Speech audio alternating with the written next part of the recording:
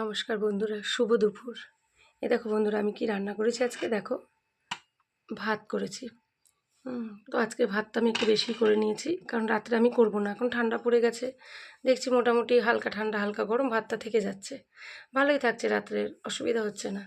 আর কি বলো তো বন্ধুরা, সারাদিন রান্না করো, সংসার, সকালবেলা ঘুম থেকে উঠে থেকে কাজ রাত্রি পর্যন্ত, ইচ্ছে হয় না রাত্রেও আবার রান্না করতে। সাধারণ ঘরের বউ, নিজে হাতে সব কিছু করতে হয়, মেয়েকে স্কুল দিয়ে আসা, সমস্ত কাজ। তা কি করব, আজকে করে রেখেছি, একটু ভিডিও বানাবো, সেটাও সময় হয় না, তখন আলস্য লাগে। সারাদিন বাদে যখন ভিডিও করব না, তখন খুব আলস্য লাগে। হ্যাঁ, এরকম। দেখো বন্ধুরা, তারপরে কি করেছি, শাক করেছি, এই যে নোটে শাক করেছি, রসুন ফোড়ন দিয়ে।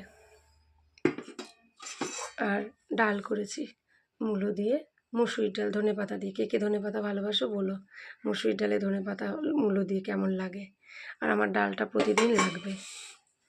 আর এই যে বন্ধুরা, হাঁসের ডিম করেছি, হাঁসের ডিম এরকম করে শুকনো শুকনো করে করেছি।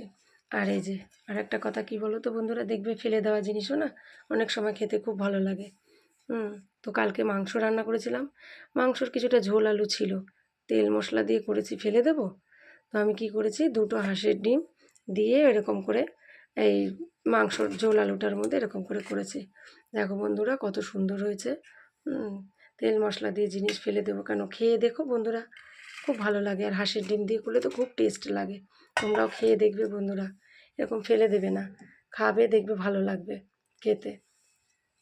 খেয়ে আমাকে জানিও যে কেমন লাগলো।